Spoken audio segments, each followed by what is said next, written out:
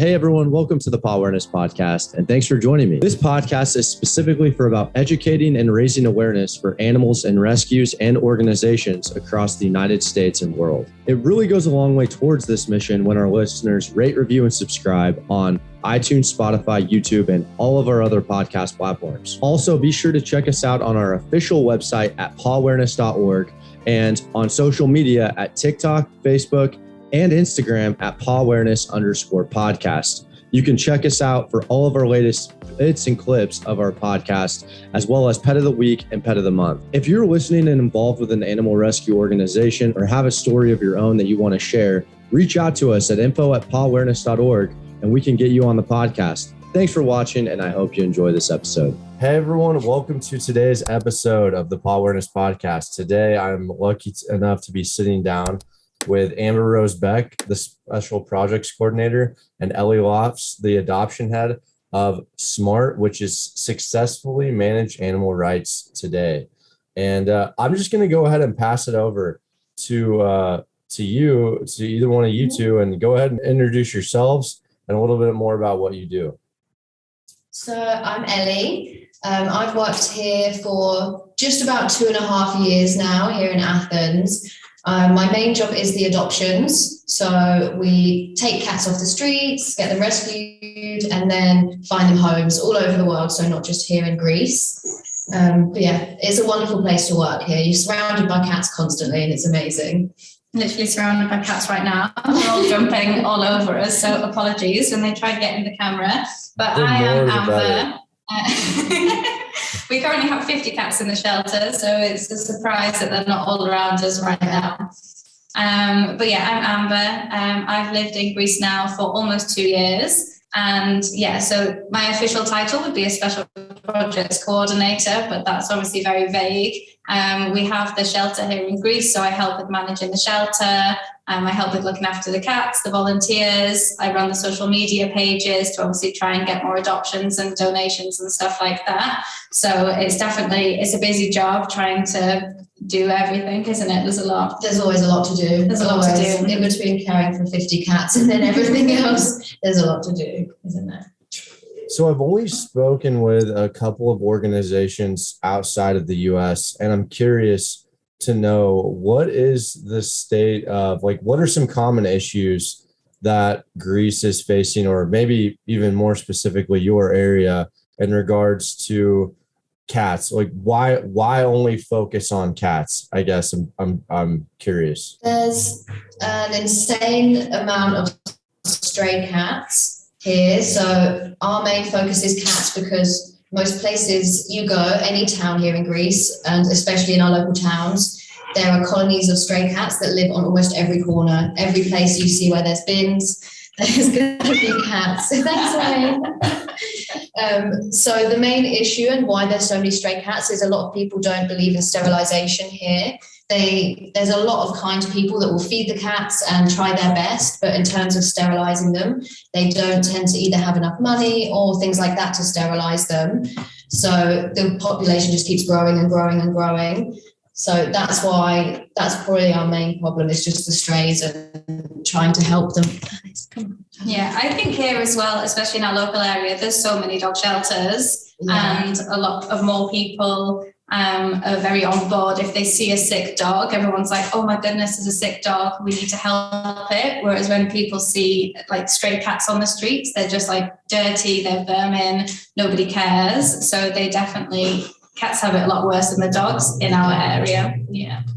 And you mentioned too about sending the cats, not finding homes outside of Greece. Did you say that?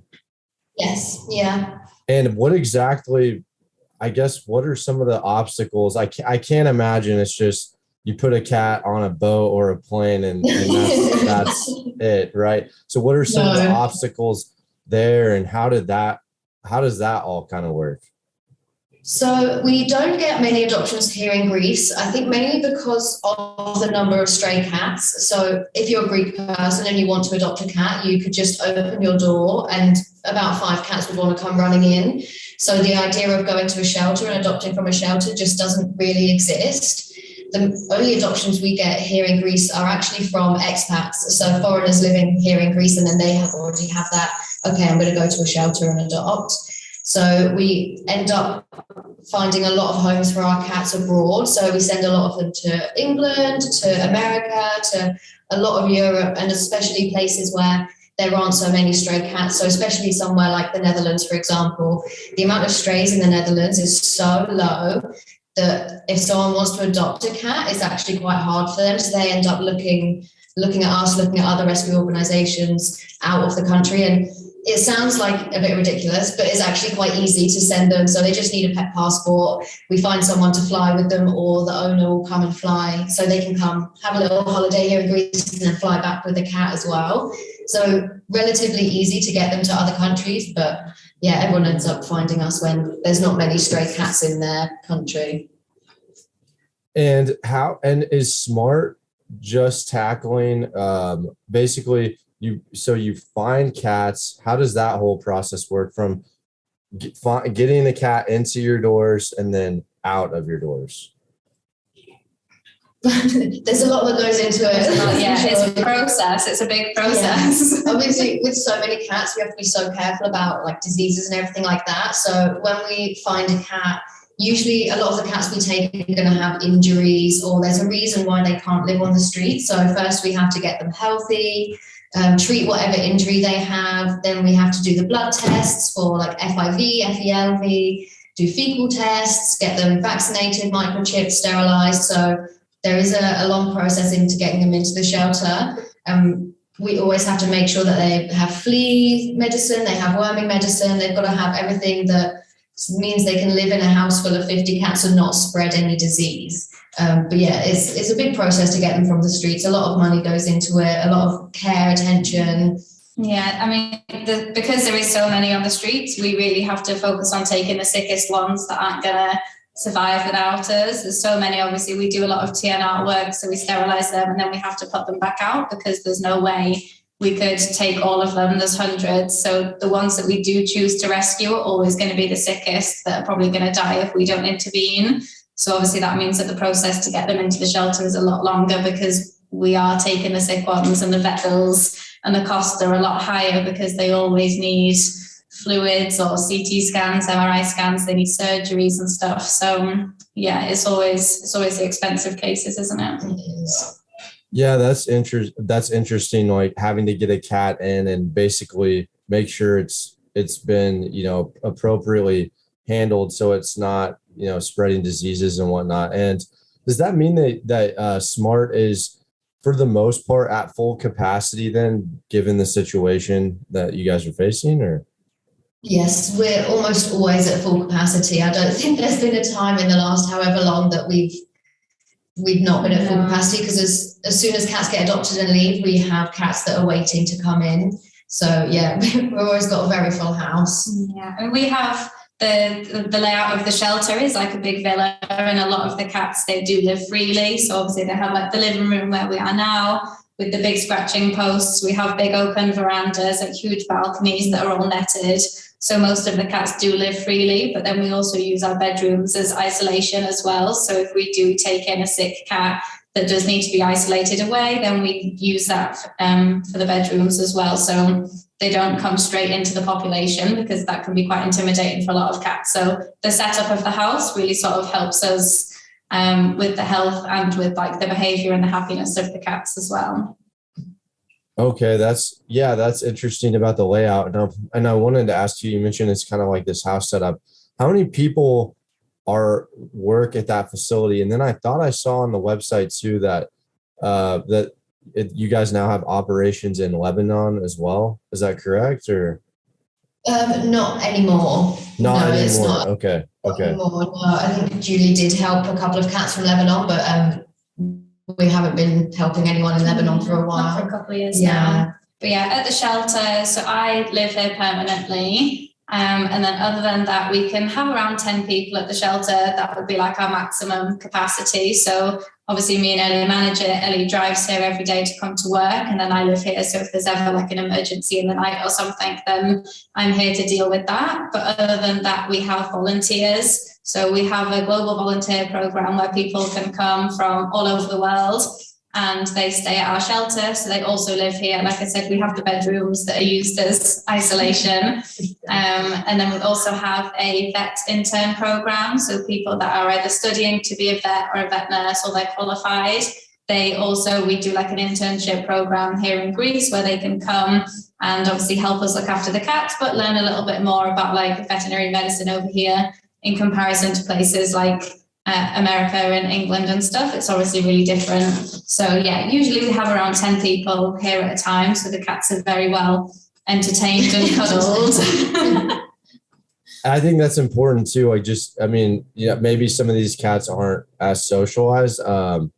This is a big question, but I know you guys are facing so many issues, so many bottlenecks, but if there's one, and you both can answer this, it could be different, but if there was one issue you could try and tackle to try and eliminate this problem, like eliminate the cats on the streets in your particular area, what would you attribute that to? What would you say, like, how would you try and tackle that with unlimited amount of resources and money and all that fun stuff?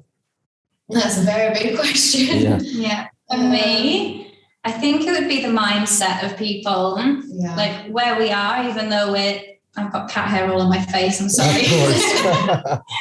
Even though we're near Athens, we're in quite like a remote area. So here, there's no tourists. It's very Greek, basically.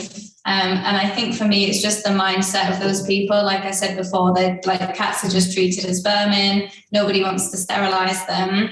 And even if people can't take them in and rescue them, if everybody just sterilized a couple of cats, you would help the problem massively. Obviously, there wouldn't be kittens all the time. There would be less road accidents. There would be less problems with the female cats. So I think just the whole mindset around animals and how they should be cared for on the streets would make a big difference for me. Yeah, I think I agree. It's mainly the mindset, also money issues, because not including us, there's a lot of kind-hearted people that do try and help, but there's a few of them, and the few of them that do help seem to be inundated with the cats, and then they can't afford to keep sterilizing and keep rescuing. So just more support for those people as well, because we are in a fortunate position a lot of the time where we can do it, but the people that kind of try and do it on their own, they really, really struggle, because people will know them and just give them cats or dump them in their gardens, and then they don't have the money to do a lot with them other than the basics. Yeah, I think like the economy here in Greece has definitely had a big impact on it as well, because like Ellie said, there are people that want to help, but people physically just aren't in that position to financially contribute to helping. Yeah, I mean, that's a good point. I feel like you have to kind of help yourself before you can really effectively, go out there and do that. And that's really interesting. I think the same thing is happening over here in the States, where just education, the more organizations I talk to, the more like I realize how important education is to the communities and whatnot, and the people in the community. And it's just an ongoing battle. And what does that mean? That, well, this is kind of a two-part question, but with so many cats and kind of just around your area, that means that you probably just stick around your local community to pick up cats then, right? And then furthermore, I wanted to ask, like, do you have like partnerships in the community, or like how does that look like? And how big is the town that you're in exactly, like population wise? Population-wise, I've got no idea. It's very small, I would say. It's not a big area. It's not very populated. I mean, where our shelter is, we're not even really in a town. We're just in the countryside. So when we speak of towns, they're like a 5-10 minute drive away. We're not like in a neighborhood or community. No, we're just in the olive trees. Very Greek. It's very Greek. But yeah, I'd say we have rescued a lot of cats from the local town, and helping a lot of cats there. And we also feed the stray cats there. So that's when we notice the stray cats there. And there is a few people that like independently feed the cats and help the cats in that town that we are now partnered with, or we just help each other out. So they'll message us if they find a cat and things like that. where I live about 20 minutes from here. So ever since I've moved there, we've kind of started a new partnership in that area as well, because just in my garden, there's about 20 cats. It's ridiculous. And then I walk down the road and there's another 20 cats, you know.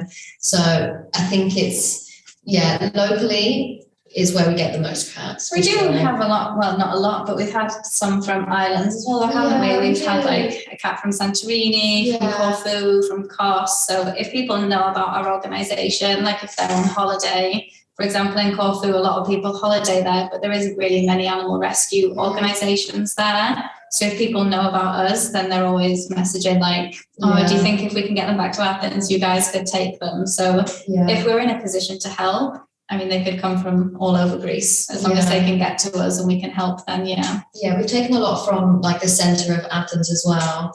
And also there's a couple of other organisations that work in Athens. So if they don't have enough room or if they can't help, they'll then message us and say, can you help us out with this? Or could you foster a cat if we get it adopted and things like that. So we do have a couple of partnerships from in Athens as well, because there is so many cats. There's a lot of cats in Athens, but they're very well looked after in Athens because of the groups that solely work in Athens. Like there's one group that feeds all of the cats at the Acropolis, and the Acropolis is like a huge tourist destination. It's always busy, and the cats there are so well looked after. So many volunteers. They're so fat. They come back and they say, "Oh my god, I went to the Acropolis. The cats there are so fat." So that's good. Wait. That's interesting. Yeah, I've never been over there, but I didn't know any of this. And I think that this podcast too, as much as it's about like helping the animals and raising awareness for that, it's also just connecting with the people that are like both of you that do this. And I have a question is, do you have any advice for someone that I think it's one thing doing this, part-time, but like to actually, kind of go full-time or spend, more than a few hours a week doing something like this. Do you have any advice for an individual maybe thinking about doing that before picking it as a career or something like that? Yeah, it's very intense. You have to throw yourself in. You really have to. It really has to be in your heart. Yeah, you have to like have so much love for cats and for all animals, because it takes up a lot of your life. Like I know both of our lives are pretty much 24/7 cats. Even when we're not working as cats, everything we do is for cats, 24 hours a day. 24 hours a day, 7 days a week, So it's the sort of thing where you really have to be so passionate about it and able and willing and happy to just give everything you have to these cats and love them and be patient as well, I think, because we get a lot of cats that are very shy and you have to have a lot of patience to like socialize them. And so just that passion, I would say, is the most important thing, I think. I think your own personal mindset as well, to try and not dwell on the negatives, because it's so easy for us to go out and you find one sick cat and then you're obviously like heartbroken, but you just have to think of like the 50 healthy cats, for example, that you've seen, because if you're always getting really heartbroken there is a lot of heartbreak, there is a lot of suffering and stuff. But if you let that dwell on your mind too much, then obviously like compassion fatigue and burnout and stuff like that in the whole animal industry is a real problem. So working personally on your own mindset and your own positive mental well-being to then put that into the animals, you have to be in a good place yourself to be able to bring these animals to a good place. So yeah, I think have it in your heart, but as well work on your mind. And do you think that, like, is there anything that you are excited about that you're currently working on, or that the organization's currently working on? We're relatively new into 2022 that you're working on this year. I'd say we have two main things to be excited about. The first one, we spoke previously about education. We have an animated educational video series that Julie, the founder of the organization, has been working on for a couple of years now. And it's really designed at children to sort of teach them about compassion towards animals, how to look after them. And in Greece, that's just been approved by the Ministry of Education. So that's a really big achievement. So now the video series will start being played actually within primary schools to start teaching the children about animals and how to look after the strays. So that was a huge accomplishment for us. Yeah. That's amazing. Yeah, that's I think that's literally like going as far up the the ladder, so to speak, I guess, as you possibly can, is like educate kids. I mean, I think that's absolutely amazing. Yeah, it is. It all starts with kids, so It does, yeah. aim it at the kids. And then the second thing is in May, we have a big international collaboration with Sterling Davies, also known as the Trap King. So he is a former American rapper. I don't know if you've heard of the Trap King, but yeah, I had him on. He was like one of my first podcast guests. Yeah, he's amazing. Love him. Yeah, shout out to Sterling. So he's coming to Greece with some of his team in May. So we'll be doing a collaboration for 10 days where we're going to be full force education and TNR. So we'll be sterilizing over the course of 10 days, probably over 200 cats, I think. And we're going to be traveling to loads of different locations, going to some islands, collaborating with other organizations, and as well, so many education programs. We have a lot of setups with like different schools, again, our local area in Athens, and on the islands as well. So we're really trying to have a big reach, as big as we can, sterilize all the cats and educate all the kids. That's amazing. And that happens in May, then you said? May the 10th, yeah, for 10 days. Wow, that's so exciting. I'll have to keep my eyes out for that. And, definitely, yeah, there'll be loads about it on social media and stuff like that. So you should definitely, follow us on social media. I'm sure you probably already follow Sterling himself, but yeah, so we're super excited for that. We hope it's going to have a really big impact. Yeah, and that leads me into like, where can we all follow you at and see kind of what you guys are doing and follow the journey? So social media, our Facebook is literally just Let's Be Smart. And then Instagram is Let's Be Smart with an underscore. And then we also have TikTok, which is just Let's Be Smart.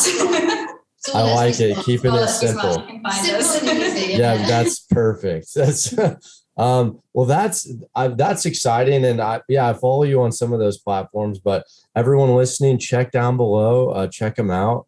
And I want to thank you both so much for coming on and sharing, about some of the shy cats, some of the not so shy cats that are on camera over there with you guys. And thank you so much for coming on. I really appreciate it.